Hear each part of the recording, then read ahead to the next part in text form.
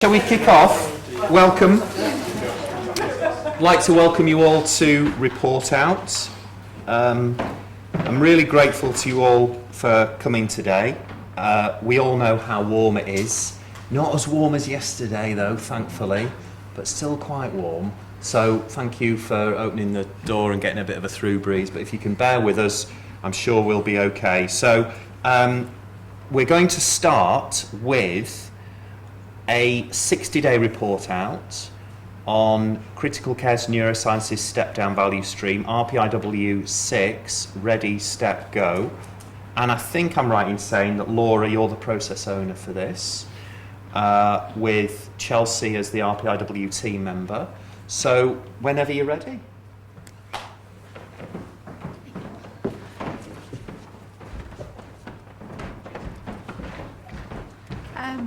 Hello, my name is Laura Sedgley. I'm one of the senior sisters from Neurocritical Care and Process Owner. Hi, I'm Chelsea. I'm one of the staff nurses that was on the team for the RPIW week. Hi, I'm Alex Diggles. I'm business manager for critical care and I was on the RPIW team as well. Hello, I'm Amy Feather. I work on J81 one senior sister and I was on the RPIW week as well. Hello, I'm Joanna Drakowski. I'm a walk track on Ward 6 and I was the team member of RPIW. And this is our 60-day report out. For those of you who weren't familiar with the project, we've been doing a lot of work with neurosciences, and our RPIWs in crit care have always been looking at patient flow and particularly transition from critical care to the ward. This RPIW was a little different because it focused more on maybe the staff experience and wastes and problems that maybe staff were encountering, and also looking at the patient experience. So our remit was really to try and improve staff confidence within the identification of step downs, and also to ensure we provided a more seamless service. When they did the initial observation work, you can see that it was taking us 2 hours, 2 minutes and 11 seconds to get a patient ready to step down to the ward from the decision to being step downable had been identified. Simon, our sponsor, had set us a target of 40 minutes, which as process owner I did think was very ambitious, but I thought we'll go with it. I like my career in crit care, so I thought we'd best go with it. And by the end of the first week, we've got it down to 33 minutes and 5 seconds. So I thought, oh, okay, maybe we've made some inroads. At 30 days, we've got it down to 27 minutes, and by 60 days, we've got it down to 10 minutes, which is a phenomenal success for... a great success for the whole Ward 6 and 7 team who've been so supportive with this work. The G's and A's reflect the green and amber patients, which means the bed managers and people from critical care and neurosciences can look and see who we've got potentially wardable. If they're green, they're ready to go there and then. If they're amber, they might need a CT scan, they might need a sodium, or they might need some observational bed that neurosciences don't have. The quality measures, we've changed that from 87.5% of our staff not feeling confident to start the step-down process, with an awful lot of hard work from Chelsea, which she'll talk about in a bit. I'm pleased to say we've got that down to basically 100% of our staff feeling confident with that process, which is no staff at all not feeling confident at all. The other quality measure was looking at interruptions to the nurses, and during the day that was at 211%. We've got that down to 0%, and that's because we're starting our step-down process a lot earlier during the night time, where there are less interruptions. Another quality measure we looked at was patient satisfaction, and patient satisfaction has always been high at 100%. I'm pleased to say that continues, and Joe and Chelsea will be giving you some more information about that as the presentation goes on. The time taken from nurses for patient preparation, so basically from the consultant saying this patient can go to the ward, it was taking us 55 minutes, and that was taking lines out, starting ward paperwork. We've done a lot of work with our colleagues upstairs, and Joe's been very instrumental in this. We were set a target of it taking us 9 minutes to do the paperwork, and we've now got ward discharge packs, which Joe will talk about in a bit, and we've now got that time down to 6 minutes to get the paperwork done. So we're very pleased with these results, and the team are going to tell you a little bit more about them. So one of the key interventions that we piloted during the RPIW and have looked at since was an earlier kind of quicker ward round on Ward 7 to look at patients that were potentially ready to step down. So these were the patients that the nursing team overnight had highlighted as amber patients, and with the focus of the consultant intensivist just quickly coming around, having a look to see if they could be turned green and that step down process could be started. So during the time since then, we've had a number of opportunities to do that, and we've been starting to deliver on those. We're now doing it 7 days a week, and this is kind of the data that we've collected over that period. So the amber lines are where nursing staff have identified patients as potentially ready for step down. The green lines are where the consultant has agreed with that and the patient has turned green, so they are ready to step down. What you can see is kind of over the first few opportunities, there was quite a lot of inconsistency where the two lines kind of weren't agreeing with each other. But as time's gone on and as Chelsea's work's kicked in and we've kind of nurses on the ward have become more confident with that step down process, we've got actually really good agreement now between the consultants and the nursing team around what is an amber and what can turn green. So that's looking really positive moving forwards as well. So, as you can see in the newspaper too, one of the main reasons why staff weren't feeling confident was the tasks that they needed for patients to become wardable. So, did they have any lines in that we can only use within critical care? Were they still on hourly observations? And that was fed back in the questionnaire that we sent out prior to the week actually starting, and that showed that the 8% didn't feel confident, and that was because they just felt that they couldn't take lines out when they didn't know when to. So we've done a lot of work around that, and one of the things that we did utilise was our 10 o'clock huddle at night. So by using the 10 o'clock huddle, it allowed us to initiate the conversation with the nurse in charge leading for any conversations, if anybody wants any clarification, can they knock the frequency of observations down, can the arterial lines come out, and that then having the conversation as a whole was one of the main reasons why the confidence did actually increase, because they felt like they could just go and speak to everybody as a whole. So another thing as well that we used was the standardised checklist, which we did place within our resource folder, which is now above our huddle board as well, alongside our bedside folders. So that can just remind staff when they can knock their observations down to 4 hourly, or if they feel like they need just that little bit more clarification. So start using the huddle and the paperwork starting at night. That paperwork is already in motion, so the nurse on the day staff, their tasks were finished quicker. And also we identified champions, so these champions are a variance of experience, and they're all approachable and everybody can go and talk to them if the nurse in charge is busy elsewhere, and that also helped staff feeling a lot more confident as well. The joint admission and discharge packs are continuing to be used with positive feedback from majority of the nursing team. Once the discharge pack is placed in the patient's folder, the nurse is then already thinking of stepping down on that patient. Our nurses, as well as staff members from other wards or agencies, are still being supported by the ward clerks, the nurse in charge, to ensure that the procedure is followed at all times. However, this will only apply to external staff in the next week or two, as our staff is well aware of this new discharge procedure. The team agreement, as seen in the picture above, is being reviewed between myself and my colleague on Ward 7 on the same days as the report's out, and procedures followed. We've received very positive feedback from our staff. A staff member used to dread working in an ICU, but with the simplified paperwork and also the checklist in the form of tick boxes, on which you can easily check for the things still required to be filled in for the ward, the process is much simpler.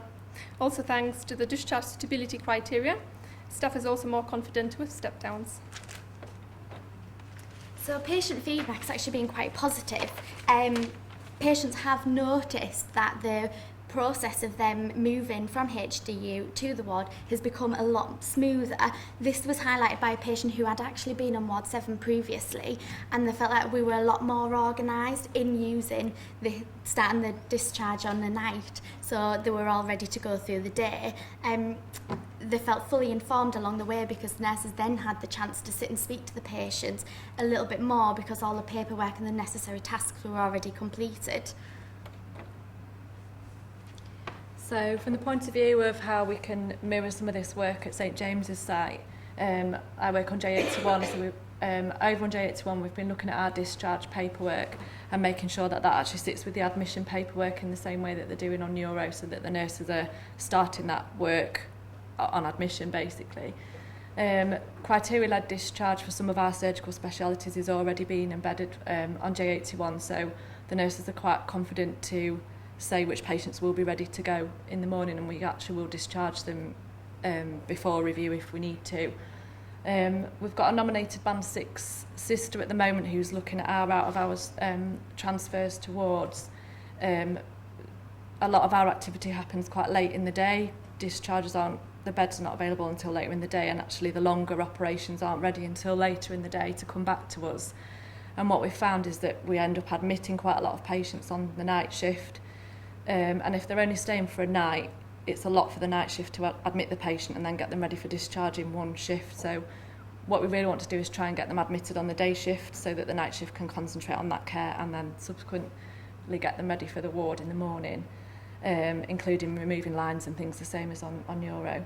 And then our documentation team are going to look at a standard for us, because we find that the longer the patients stay with us during the day, the more paperwork it generates in terms of care plans and evaluating the care. So we just want to make sure that our nurses aren't doing too much and writing too much like they would for a critical care patient, and would do it for a ward level instead. So to conclude then, our key learning has been, again, we're very lucky to have very committed nursing and medical team engagement, and I think that's because we're now on the 6th IPIW working with crit care and neurosciences. This is something that staff are very familiar with.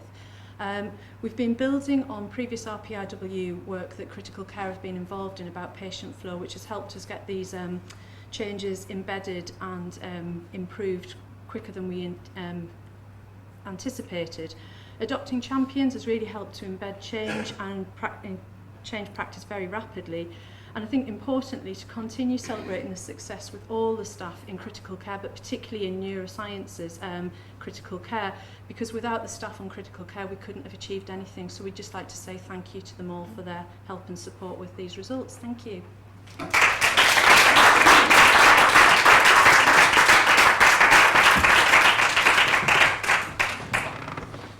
Great. Loads of really good stuff in there that I'm sure colleagues will want to ask about. But we're going to, as ever, you can save questions for the end, but really encouraged by that, and great to see the level of change and improvement that you're achieving, and the engagement as well that you're getting across the whole of the value stream and the RPIW work. So now we're moving to critical care to neurosciences step down value stream RPIW 4. So it's great to have two of the RPIWs in the same value stream, and we've got Sarah and Kirsten. Great. And this is a post 90 day update. It is.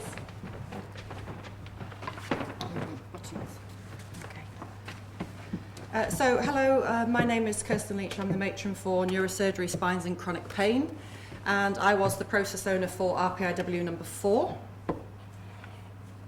Okay. Sorry. Hello, my name's Sarah Miller. I'm Head of Nursing for the Centre of Neurosciences. So we're here today to report out on RPIW number 4, or update you really. So RPIW number 4 was about the wards, looking at the repatriation documentation that we use for our patients that go for rehabilitation in other hospitals. And the reason for looking at that was because there was a massive delay in that paperwork, and that was causing patients to stay in hospital for longer. Therefore, crit care couldn't get their step downs out in a timely manner. So if I go through the process, next one, thank you. So the original process was that the decision to refer a patient was made at any time of day or night by any member of staff. This form was then stored on G Drive and again filled out by any member of staff at any time. There was no clear documentation that the form had actually been completed and then emailed to the correct hospital, and nobody took ownership of the form. So that was the original process. So after 90 days and with the plans that we put in place, the decision that the patient was therapy fit for rehabilitation was made at the 10 a.m. board round. So that's the discussion between the physios, the OT and the nurses and the medical staff that the patient is therapy ready, not just medically ready. So that was a big change. And then between 10 and 12, the patient and the family were informed of the change. Messages were sent out so that the relevant staff could be there. And at 12:15, the relevant staff met up, filled out the form completely, and then sent it to the relevant hospital. So that was at 90 days. Next one. And this is where we reported out at 90 days. So the initial time taken was 52 hours, that's working hours, to fill out the form. So at 90 days, we got that down to 2 hours and 15 minutes. So that 2 hours is the wait state between the original meeting and the second meeting, where we could inform the patients. And the 15 minutes would be the filling out of the form. And then the other bit, is there another page? Yeah. So we also had a target of 9 minutes for the setup reduction. So that's the time to fill out the form and send it. And at 90 days, we were 9 minutes and 45 seconds. So when we reported that out at 90 days, we were very impressed.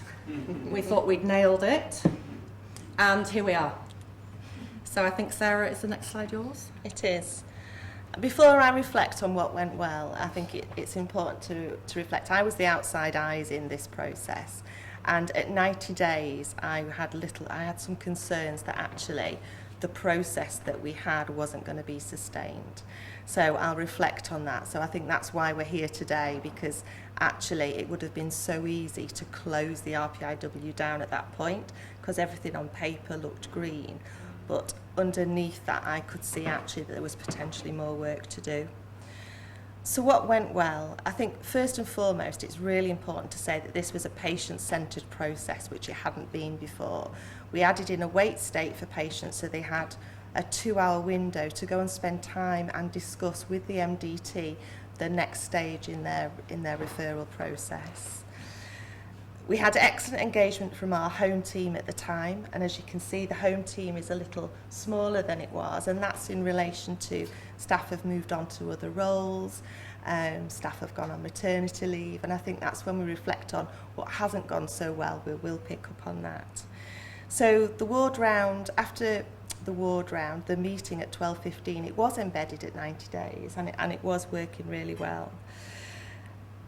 And overall, the patients are spending less time waiting. The original wait state lead time was 52 hours. 52 hours over 6 days for a patient's referral to be completed to go to an ongoing centre for rehabilitation care. So the patient was, before they even knew about them, spending 6 days within our neuroscience bed base.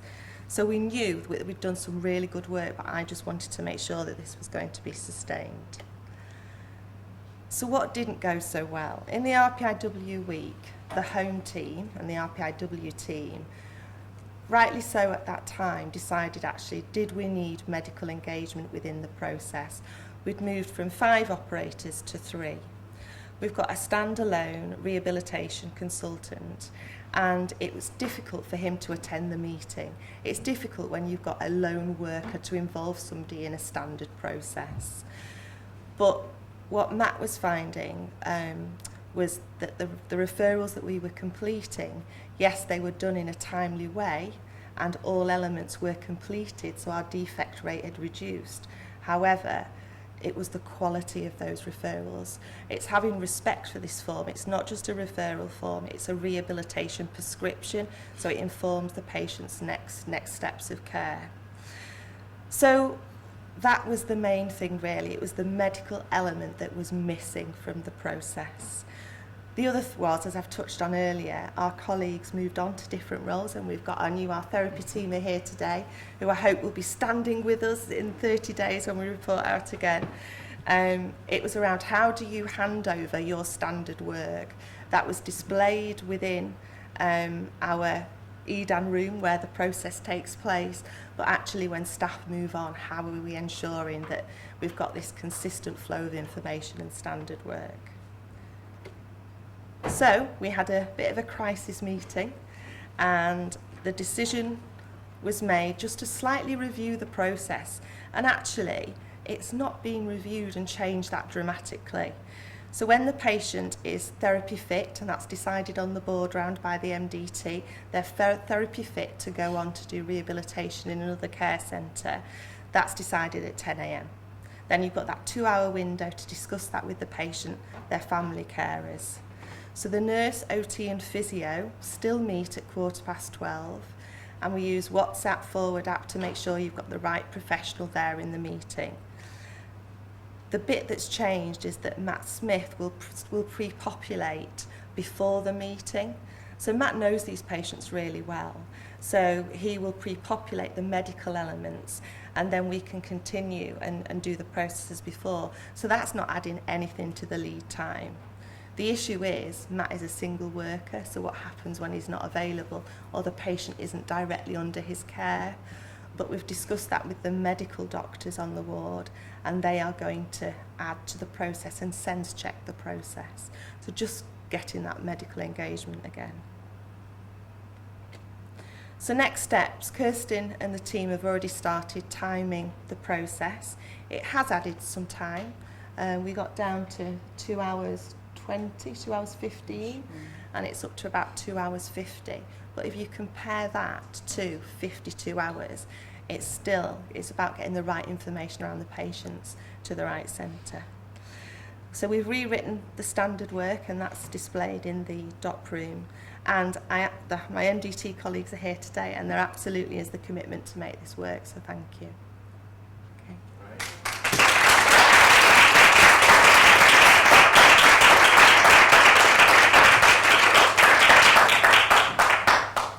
Fantastic, thanks very much, Sarah and Kirsten.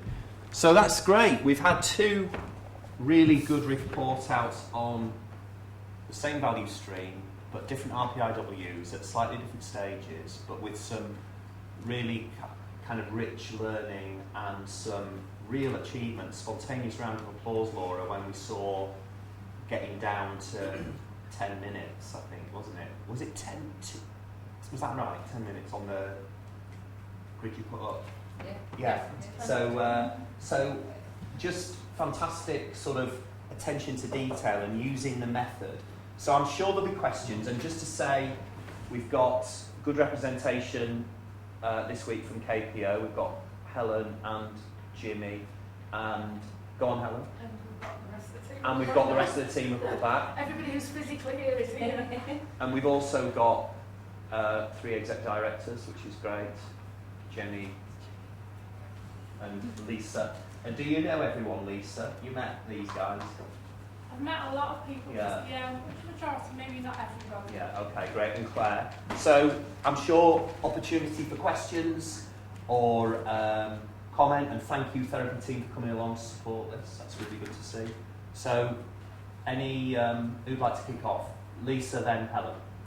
So for the first team, can I just say, I mean, I have been, so if I've not met you, hello, this is my 4th month of the trust, and wow, I was absolutely blown away. I think just seeing you guys together presenting this was amazing, how much of a team and cohesive you come across. So honestly, it's a fantastic piece of work. You should be so proud of what you've done. I'm really pleased that you managed to blow Simon's trajectory.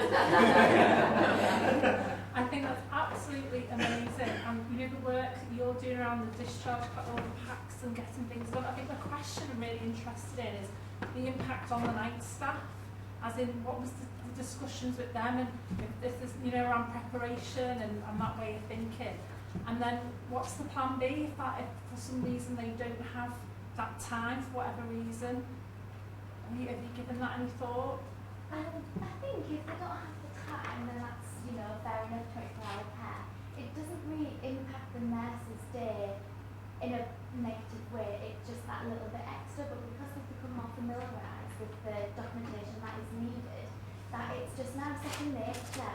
And even if we've done it at a day shift and a night shift, it's done so quickly and thoroughly anyway. So I think the night staff now can see the benefits, because obviously we've got internal rotation, so you might be on night staff doing 2 sets of documentation, then the next time you're on days and you come with your patients already.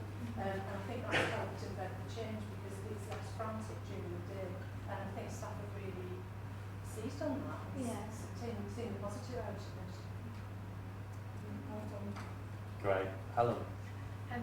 So it was actually a comment about the sponsor challenge. So I would comment from a KPO perspective, really encouraging sponsors to be challenging is a challenge in itself.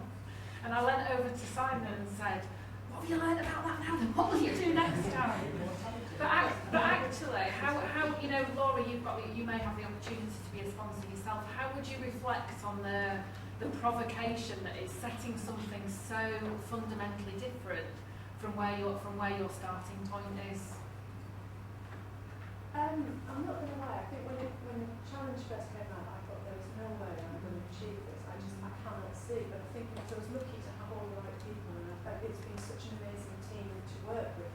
But also have the support of Simon, of Steve, of the whole of 1, 6 and 7. It made me think actually that was my preconception that this wasn't achievable. It actually was. It's down to making sure you've got the right people on board with you, and I think I couldn't have done any of this without these guys, without Steve's support, without the team, and I think it's just that willingness to have everybody on board and maybe challenge us a bit more to say, actually, you can do more than you think, and I think this has been a good thing to show the team, and it's been a great success to celebrate that, because when the staff first saw it, and they've gone, we're never going to get it down to 40 minutes if it's taking us 2 hours, 2 minutes, well, it's a huge source of pride to the whole team on 6 if it's taking us 10 minutes now, and that's the thing that gets it embedded and keeps it going, and it makes us want to keep bettering our standards and improve things for patients and also the whole team really.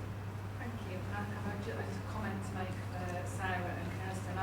I really value your honesty in how do we sustain this beyond what looks like a success. And you know, I really want to encourage people to be much more open and honest about the challenges you face. So it was really enlightening to hear you being real about some of the faces that you challenge it, and maintaining the strong leadership of we've got to keep this going, because if we take our line of sight off it now, it's likely to fail. So I really genuinely appreciate it, and thank you. I was going to bring Simon in a moment, Helen, but I just wanted to say how much I agree with that point, because I think there is sometimes maybe a bit of pressure in with this work to sort of, you know, say, oh yes, it's really working successful, but actually a lot of times we will find we hit obstacles and barriers and things go backwards, not forwards.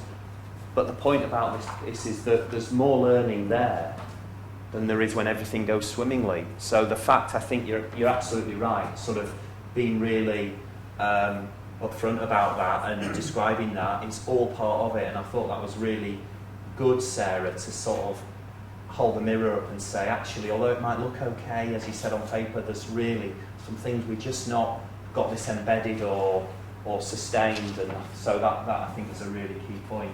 Simon? And it was to echo really a comment for both of you that, you know, to echo yourself and Helen, that so we've discussed this obviously the SST, and it's, you know, on a wider scale we've had this, you know, I think we've fair to say with the value stream at various times over the last couple of years has been odd bumps, and it's, as a value stream, it's been easy to say, oh, you know, is this right, is this working? And it's, I think when you said about, say, crisis meeting or something, but we've had a couple of those as a value stream, like this bunker meeting, and it's days like today and report outs like today where it is the right thing to do to continue, and not just walk away from it. So it was really honest of you, not aware of what you said from the meetings, but to see it like that, I think, you know, respect you both, because it's not easy to do that. So, I think that's absolutely kind of spot on, Simon, and that sense of that constancy of purpose, keeping the faith with the approach, not thinking you have to knee-jerk to something completely different. And the NHS does have a tendency to sort of, oh, we've got to try something else, and do another income, we've got to have a, you know, but actually we've been at this now for 3 years, and we're starting to get a sense of this does give us a framework and a way of improving, and it's just keeping faith with the method in which you do it, and yielding results. So that's great. So Claire. So I'm the exec sponsor, and I've taken over relatively recently as the exec sponsor for this particular piece of work. And I've done a number of exec rounds as well. And I think the overarching feeling I get every time I come away from your wards is the sense of enthusiasm, but also the sense of empowerment that has come through using this particular piece of process, and also the fact that it doesn't stop here. So I know that you're thinking, aren't you, in terms of other pieces of work within your environment, that you're thinking about how do I use this method in my own place of work on a daily basis. And I think that is what's so wonderful about the way that you've embraced this particular methodology. And it's a real privilege to work with you. Great, thanks Claire. It's really heartfelt, positive feedback, thank you. So, Jenny. That was going to be my question actually. So I'm going to have to find some different words because they're not the same as you. I tweet every time I'm here and it starts with blown away. So if you can think of another one. I need to change. Yes, smashing. Okay.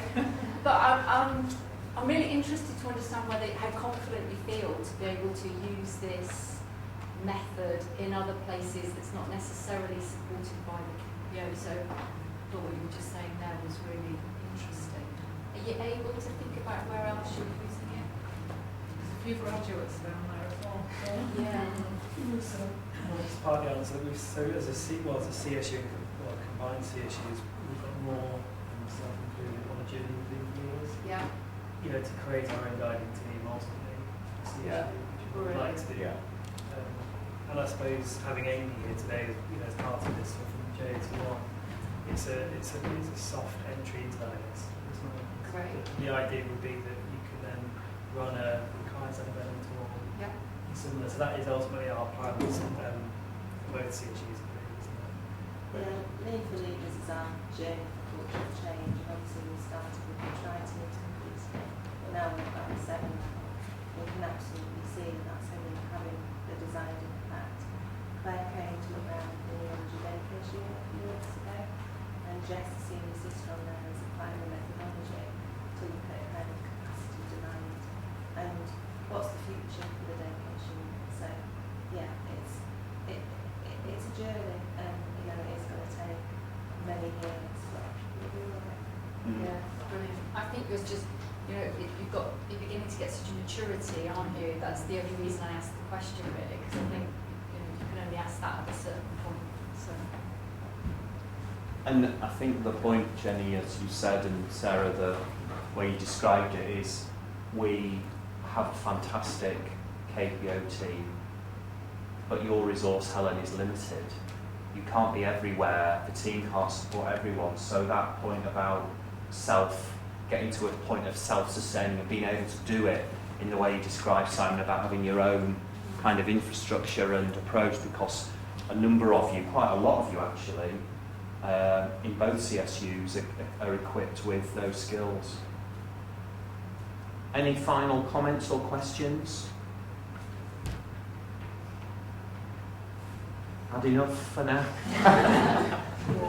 Just to say big thank you for reporting out. It's great work, this, it really is, and it's always a privilege to see how you're doing. I guess my key point will be just to encourage you to continue and to